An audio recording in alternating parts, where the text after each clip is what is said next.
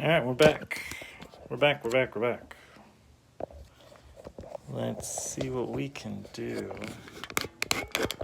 So now that I know they just cut me off every 30 minutes, I can keep it going. All right.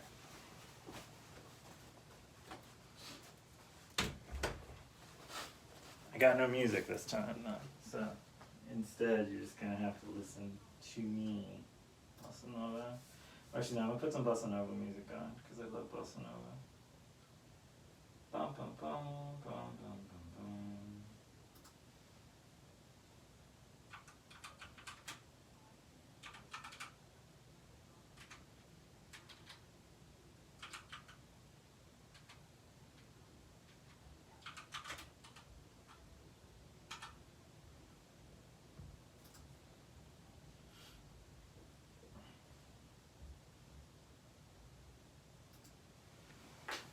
All right. When we were kids, Superman was our hero. One of the things that our sensors can do are to look into walls. What you see here is the Wallable DIY. This product is sold around the world in Amazon and other outlets. And this cool device connects to your phone and can help you see inside the wall. When you want to detect a stud or you want to detect a pipe, you can use this device, and not only it will tell you Okay. We're what's back. inside the wall. We're back. Can also Okay. show you movements inside the So, wall. more of So if you the pull out the the pipe, details. the wire, and then You know, you see the wire will move trying to inside the set wall. everything up. Another cool thing is the ability to detect the center of the stud. Okay. This is also very important for safety. If I'll have a screw on the side of the stud, obviously the shelf that I'm going to put there is not going to be stable and it can fall. And that's a dangerous thing. If I know where the center of the stud is, I'm able to I put the love how screw like YouTube will in take the right like place something that you and want obviously and then make just sure go, that my hey, boundary you want a is long ass safe. commercial about These nothing are that you're not trying to listen to? That'll be great. but still You're gonna stop what you're safe. doing? I don't think you will. There are other applications that can come with this device. We are able to see movements inside the wall. So, for example, if you have mice inside the wall, what I'm going to do now, I'm going to put my hand behind the wall, and you're going to see quickly in real time how the device detects my hand. So here are my fingers basically behind the wall.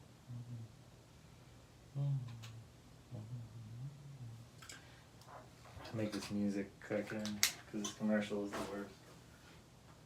Looking for royalty-free music? Oh. Discover Epidemic Sound. Yeah, this is the worst. Get the safest music subscription. Play damn music. Anyway. There's so much going on right now.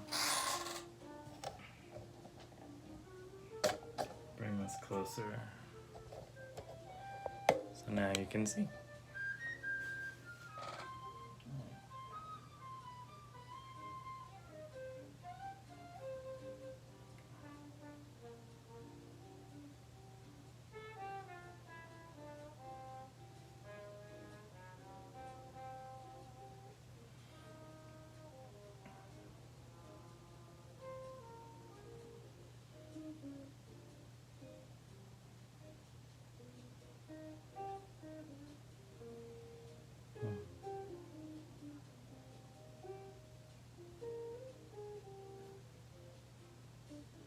It's always funny when I do these like tattoo ladies.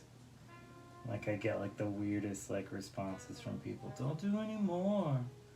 Leave it the way it is. That's too much. I'm just like, I'm gonna keep doing this. Like there's no possibility of me not just painting however I'm going to paint this. Like no request is going to change anything. But it's always funny when people do it because I'm just like, yeah, well, one, you're seeing it like 50 minutes after I've already done it, so unless it's like now, so it's too late. And then two, like, no, I'm just gonna paint. I like painting. That's why I paint. It's kind of funny that way.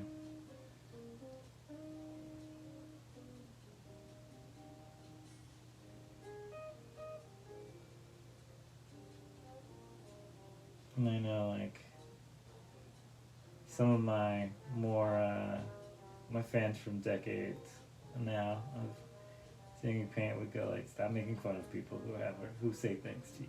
I'm like, I know. I just think it's silly when anybody does that, because I'm just like, I'm not gonna listen to you. I'm just gonna do whatever I want to do. It's the joy of being a painter.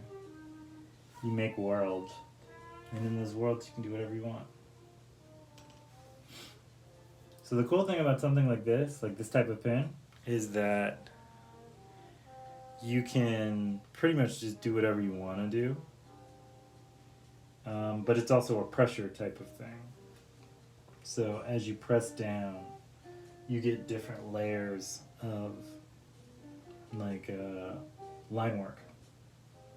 And I've always loved that about stuff like this. Like the line work stuff is always just really fun, because you can just create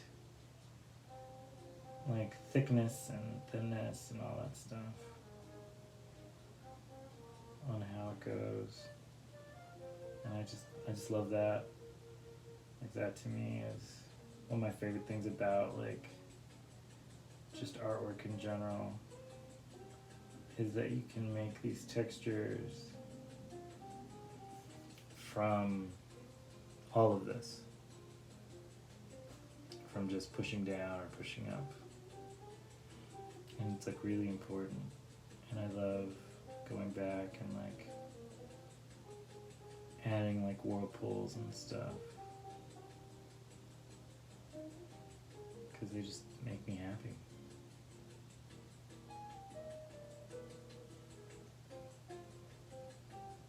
And it's really interesting for the eye.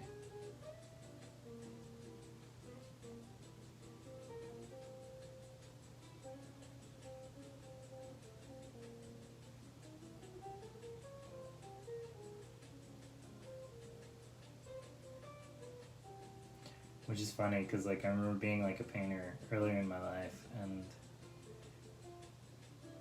people talking about the interest of the eye and stuff like that, and I was like, yeah, whatever, I don't care about these people. And now when I think about it, these are things that just kind of come into my mind now. They're a natural part of my process, which is always kind of interesting to me, because I don't plan on doing it. Yet I do. And they kind of grip and grab what I'm going on with.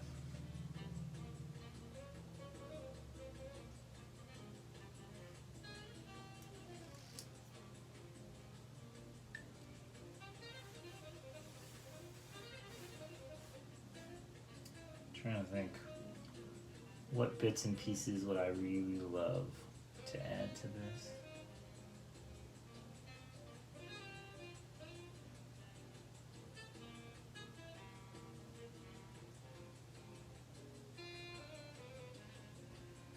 I always think about my dominoes.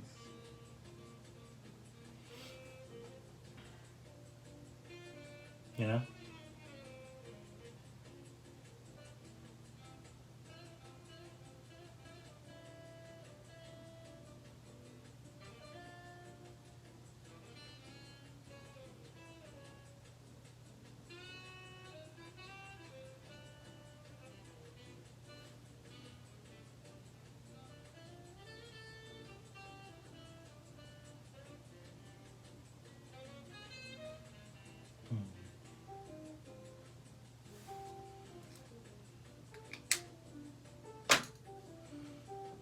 So that, I think I'm done with the ink. I need to now go to the color. And I love the color. So I'm gonna set all that. And I've put a bunch of stuff on there already so that I can do this. But these are little extra pieces. So, got these. I'm gonna put these away for now, as I need to make sure they are clean enough so I can do that. My cats love to steal my brushes, so I have to hide them sort of in a distance. Now grab some brushes. Oh, See what I see as I'm picking through here.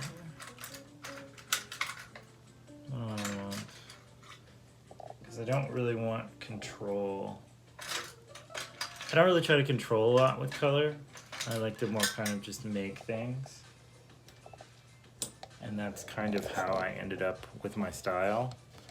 Like a lack of a lack of like worry of any type. So once again, warm, cold. Works the same way. I don't always use completely clean water when I do this. I don't feel like it's necessary. And for that, I use my Arteza paints, which are this big old basket of paint right here. But I already have a lot of it set up, so I don't think I'm going to dip too much in there.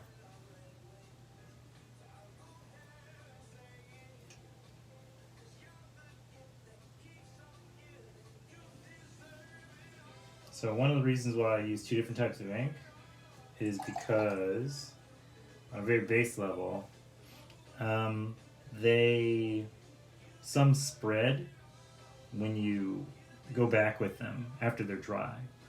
So you have to make sure while you're doing this, you're leaving yourself so that you can actually make things the way you want them to and they don't mess up, which is kind of the bigger thing. Because like it's cool to have like splashy whatevers, but if you don't mean for it to be a splashy whatever, then it's kind of obnoxious.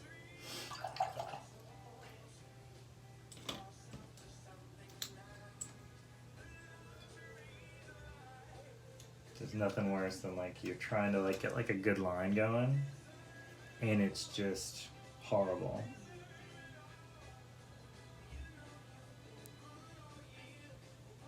So I don't know who the two people are who are in the chat right now, but hello, I hope you're well. Hope you're enjoying if you're on the East Coast, I hope you're enjoying the snow. If you're not, I hope you're healthy. You're doing well. I mean, if you are on the East Coast, I hope you're also doing it. But, yeah, you know, all that stuff.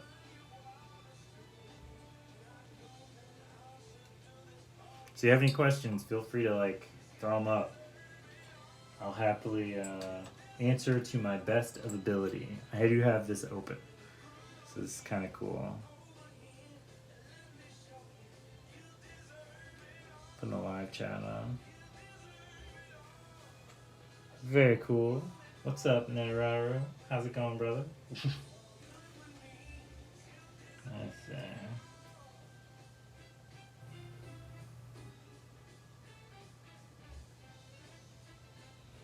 I like using like different shades of the same color when I do a lot of these, because it just has like this, you get like such beautiful kind of textures and stuff just with color mixing when you change up what it's supposed to look like. Thanks, man. Yeah, I don't know if I mean to make it look easy. I guess my unconscious brain just kind of kicks in and I just go for it. See, as I'm talking to you, I suddenly realized I wanted to change that yellow. So, got this really gorgeous yellow over here that works really well. And then you can kind of just dilute as you go.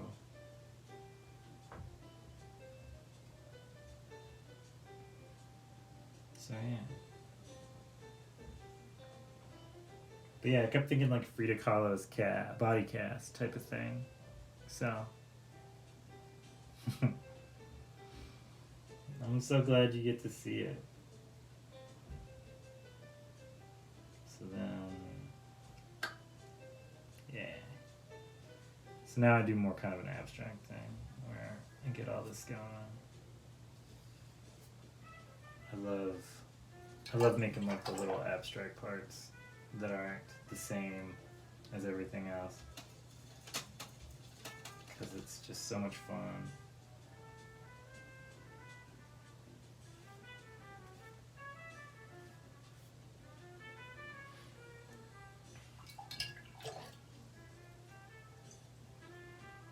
Yeah, like a round brush for this other part.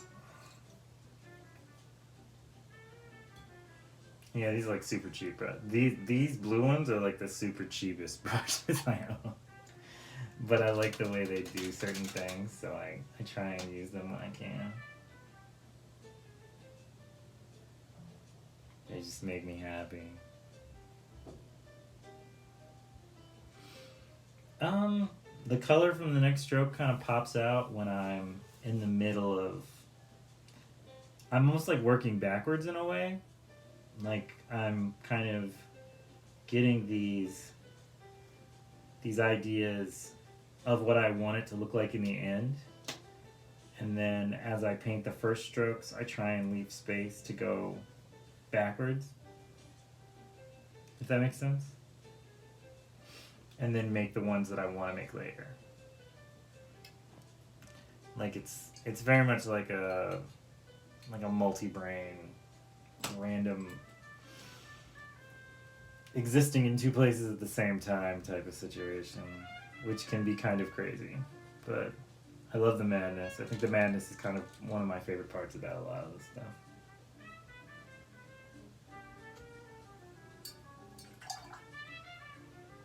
Exactly, like Kung Fu.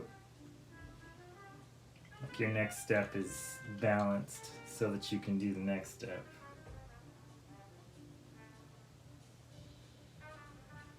That's how it feels.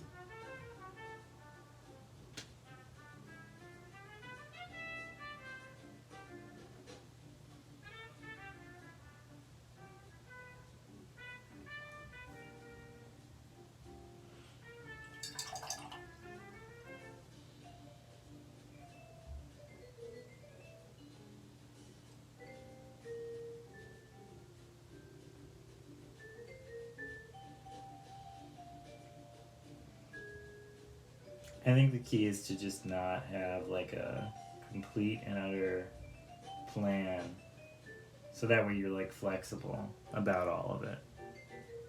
If you're not flexible, then it kind of becomes you kind of disappoint yourself in a way, because like you'll try and do something, but it's paint, so it's not completely controllable. So you have to be willing to kind of let it make decisions about the next step as it bleeds.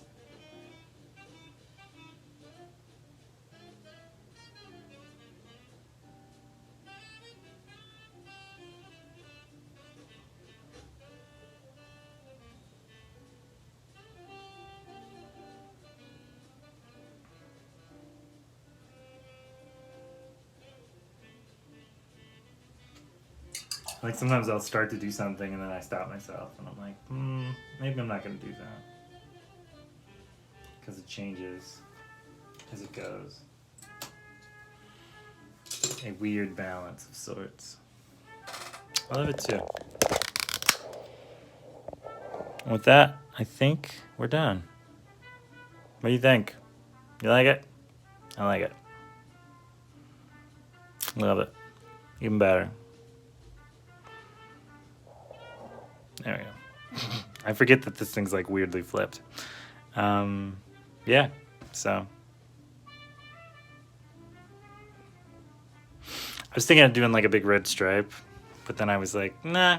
Or even like a lip stripe. And then I was just kind of like, nah. I think it's good. I feel happy with it. Well, thanks for joining us, the third stream, man. This is really cool. Yeah. Yeah. I'll talk to you later. Ciao. Painter out. Boop.